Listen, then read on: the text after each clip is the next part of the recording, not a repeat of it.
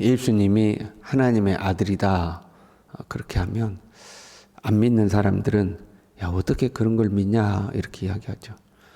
그냥 사람이지 어떻게 하나님의 아들이냐. 예수님이 역사적인 실존 인물이었다는 것도 안 믿는 사람들도 있어요. 예수님은 그냥 기독교가 만들어낸 인물이다 그렇게 말하는 사람들도 있죠. 예수님이 죽은 자들 가운데서 부활하심으로 하나님의 아들을 증명하셨다 그러면 야 무슨 죽은 자들 가운데 다시 살아나냐 말도 안 되는 소리다 그렇게 하죠. 왜냐하면 상식과 과학적 사고에 비추어 보면 불가능한 일이거든요. 죽은 자가 다시 살아났다? 불가능하죠. 잠깐 임사 체험은 가능할지 몰라도 예수님처럼 완벽하게 부활한 것은 불가능하다고 생각하는 거죠. 부활 후에 예수님의 이 몸은 이 십자가에 죽기 전에 몸의 형태하고 달랐잖아요. 막 벽을 뚫고 나오기도 하시고 순간적으로 사라지기도 하고 막 그러셨잖아요. 그런 것은 있을 수 없다 이제 이렇게 이야기하는 거죠. 심지어 신학자들 가운데서도요. 그 부활을 믿지 못하는 신학자들이 있습니다. 그래서 예수님의 부활을 어떻게 설명하냐면 그 예수님의 정신이 가난한 자를 돌보고 병든 자를 돌아봤던 예수님의 정신이 우리 마음 가운데서 다시 살아나는 것이 부활이다. 이렇게 설명하는 신학자들도 있죠. 왜냐하면 상식적으로 어떻게 사람이 죽었다 다시 살아나냐 이해가 안 되는 거죠. 예수님이 승천하셨다 그러면 더더군다나 못 믿는 거죠. 어떻게 사람이 이렇게 하늘로 올라가가지고 어떻게 가냐 말이 안 된다고 하는 거예요. 너희가 보는 그대로 예수님 다시 오실 거라고 그랬잖아요. 그래서 예수님이 구름 타고 이 세상에 다시 오신다 그러면 그 말도 안 되는 소리라고 그런 거죠. 그 말도 안 되는 소리다. 신천지 같은 데서는 구름을 말씀이라고 자기 나름대로 해석을 하죠. 그래서 예수님이 구름 타고 오신다는 것은 말씀으로 다시 오시는 것이다. 예수님 말씀으로 다시 오시. 근데 그 말씀을 누가 가지고 있어요? 자기 교주가 가지고 있는 거예요. 말씀으로 다시 오시는 것이다. 그렇게 설명하거든요.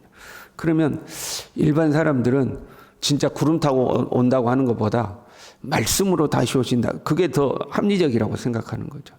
그게 차라리 낫다. 왜 내가 비행기 타고 가보니까 도저히 그 구름 타고 사람이 올 수가 없다. 비행기 타고 올라가 보니까 구름이라는 것이 땅에서 볼 때는 이렇게 단단한 것 같아도 하늘로 올라가 보니까 안개 같은 건데 어떻게 그런 거 타고 오냐. 차라리 말씀 타고 오는 것이 더 맞는 말인 것 같다. 하고 이제 사람들이 생각하는 거죠. 그러니까 성경은 이 상식적인 선에서 이해가 안 되는 것들이 존재하는 거죠. 사람의 상식으로, 어떤 과학적 사고로 이해가 안 되는 게 존재해요. 그래서 성경에 나오는 신비적 사건들을 다 비유적 사건으로 또 생각하는 사람들이 있어요. 무리를 걸었다. 사람이 어떻게 무리를 거냐 이 말이죠. 그것도 이제 하나의 비유적 사건이다. 이제 이렇게 하는 거죠. 심지어는 하나님이 외계인이라고 생각하는 사람도 있어요. 그 에스겔서에 보면 하나님의 이 형상에 대한 설명들이 나오는데 막 그 빛이 번쩍번쩍하면서 왔다 갔다 한다는 그런 이제 표현들이 나오거든요.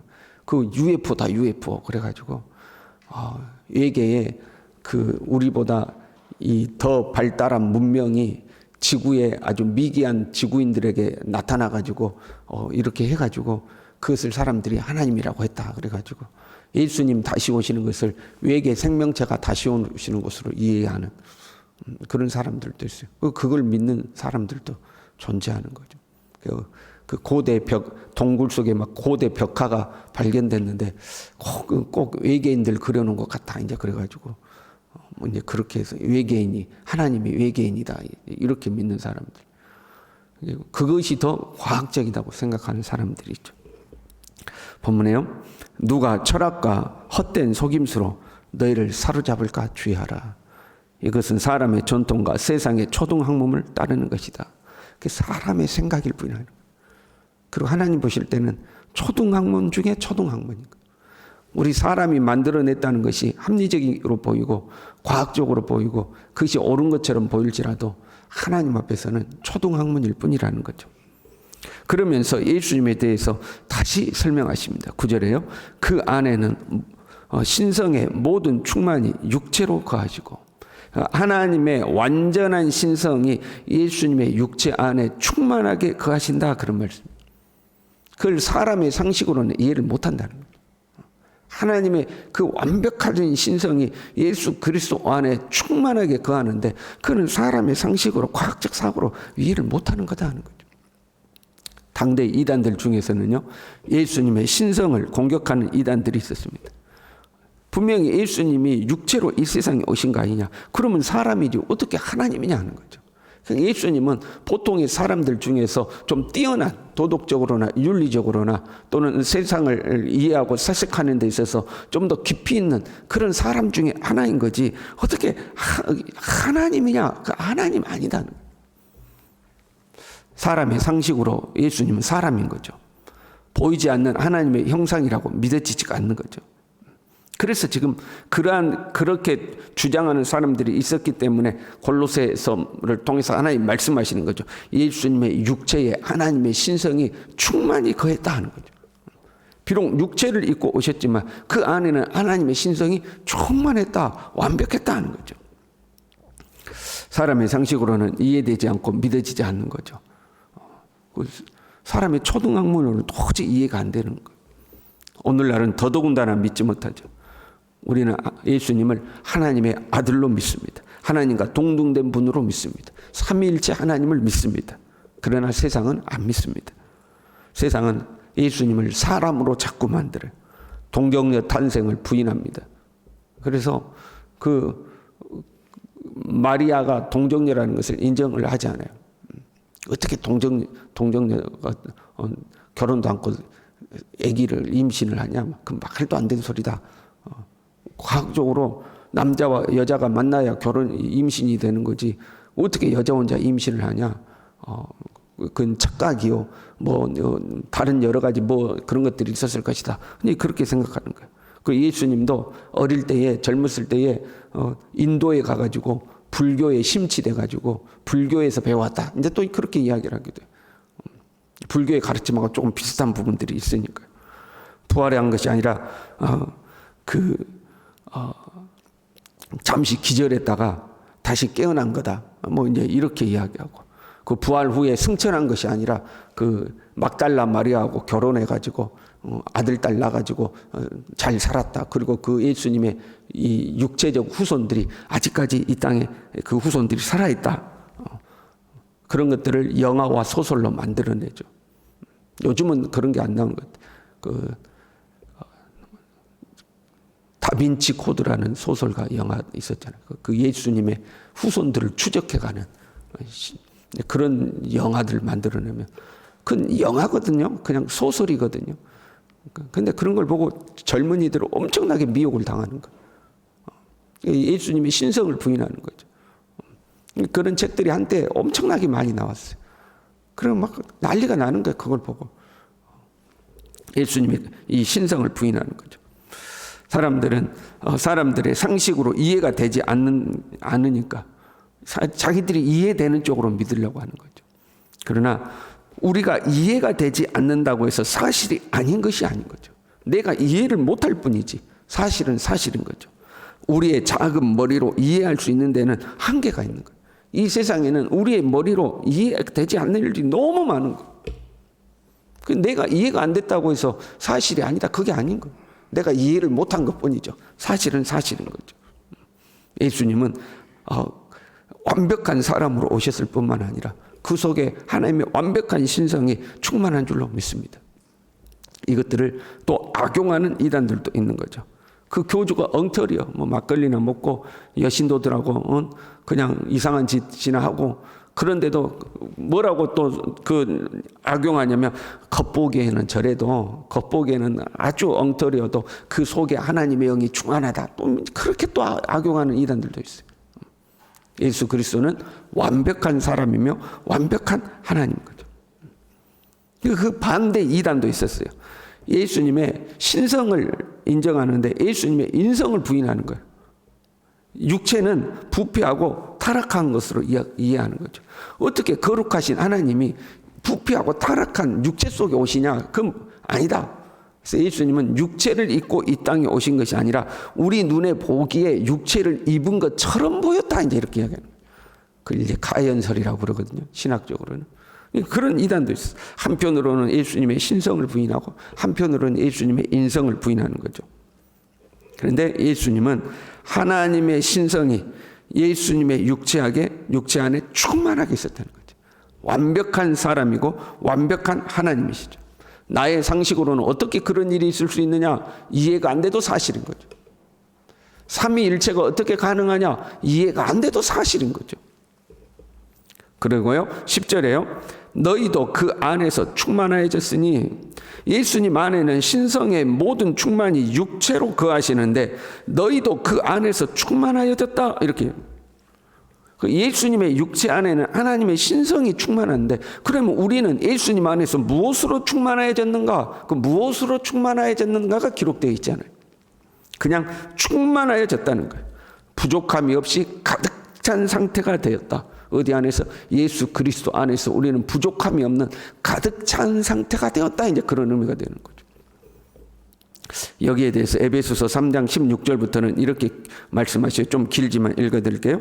그의 영광의 풍성함을 따라 그의 성령으로 말미암아 너희 속사람을 능력으로 강건하게 하시고 믿음으로 말미암아 그리스도께서 너희 마음에 계시게 하시옵고 너희가 사랑 가운데서 뿌리가 바뀌고 터가 굳어져서 능히 모든 성도와 함께 지식에 넘치는 그리스도의 사랑을 알고 그 너비와 길이와 높이와 길이가 어떠함을 깨달아 하나님의 모든 충만하신 것으로 너희에게 충만하시기를 구하노라. 하나님의 모든 충만하신 것으로 너희가 충만해지기를 원하는데 그 상태가 뭐예요? 그의 영광의 풍성을 따라 그의 성령으로 너희 속 사람을 능력으로 강건하게 하시고 그리스도께서 너희 마음에 계시고 사랑 가운데 뿌리가 박히고 터가 굳어져서 모든 성도와 함께 지식에 넘치는 그리스도의 사랑을 알고 그 너비와 길이와 높이와 길이가 어떠함을 깨달아 충만해지는 거예요. 그걸 우리가 쉽게 한마디로 말하면 하나님의 은혜가 충만한 것을 말하는 거죠. 지금 우리 표현을 하면 은혜가 충만한 거예요. 하나님으로 충만한 거예요. 부족함이 없는 상태예요. 어디 안에서? 예수 그리스도 안에서.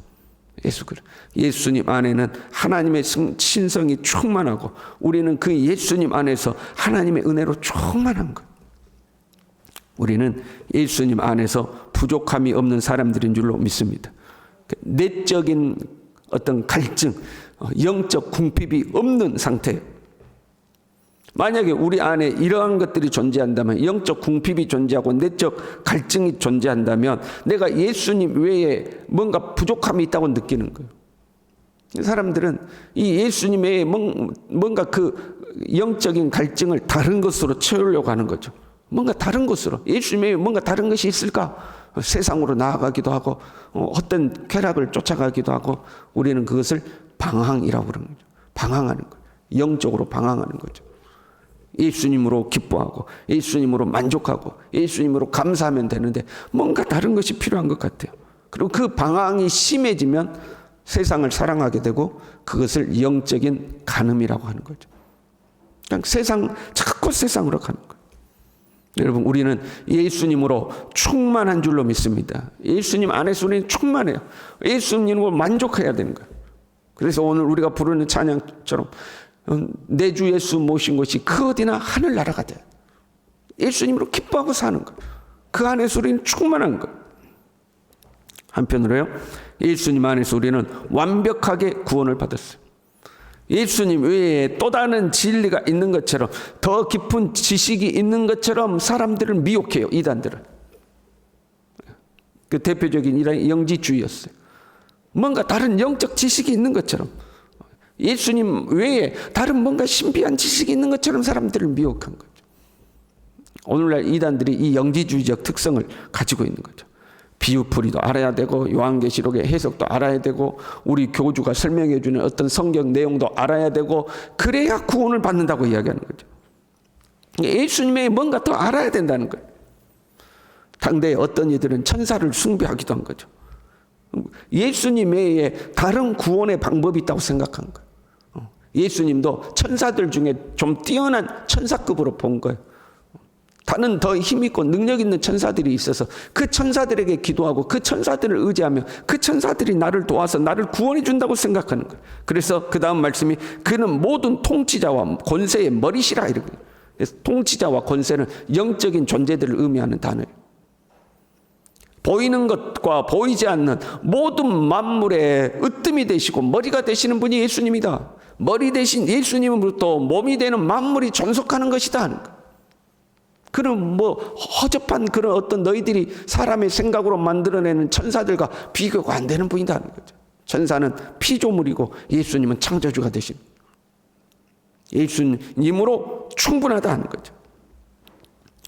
예수님 외에 구원을 줄 수 있는 것처럼 여겨지는 그런 존재들은 오히려 심판의 대상이죠. 15절에 보면요. 통치자들과 권세들을 무력하여 드러내어 구경거리로 삼으시고 십자가로 그들을 이기셨느니라 이렇게 되어 있어요. 이것은 무슨 의미냐면 당대의 전쟁에서 승리하면 적장의 옷을 다 벗겨가지고 이제 승전가를 부르고 이제 승전 전차가 이렇게 들어오잖아요. 그럼 그 뒤에 묶어가지고 옷을 벗긴 채로 끌고 들어왔어요.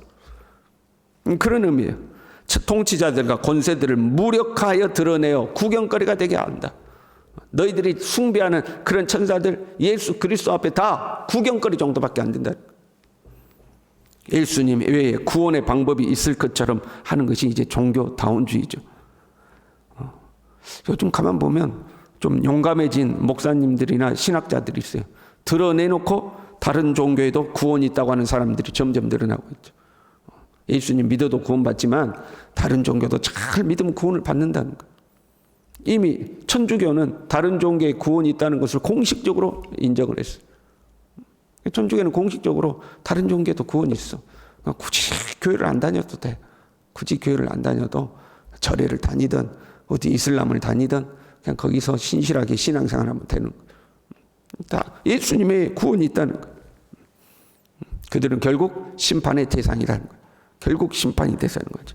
오직 우리는 예수 그리스도 안에서 구원을 받은 줄로 믿습니다. 예수 그리스도로 완벽하고 충분한 거예요. 이 예수님을 굳건히 믿고 신뢰하고 따르는 우리 모두 될 수 있기를 바랍니다. 기도하겠습니다. 하나님 아버지, 세상에 이 초등학문과 사람의 머리에서 나온 것들이 예수님을 부인하려고 하고 하나님의 계시의 말씀에 도전을 하고 우리의 신앙을 흔들어 놓으려고 할 때가 있습니다. 사람의 생각으로는 그것이 더 합리적인 것 같고 그것이 더 합당한 것 같고 그것이 더 과학적인 것 같으나 하나님 사람의 생각을 뛰어넘은 하나님이 존재하고 계심을 우리로 하여금 겸손히 인정하게 하시고 우리에게 보여주신 오직 예수 그리스도, 우리를 위하여 이 땅에 오신 오직 예수 그리스도를 향한 우리의 믿음이 흔들리지 아니하고 더욱더 견고해질 수 있도록 우리 모두를 붙들어 주시옵소서. 예수님의 이름으로 기도 올리옵나이다. 아멘.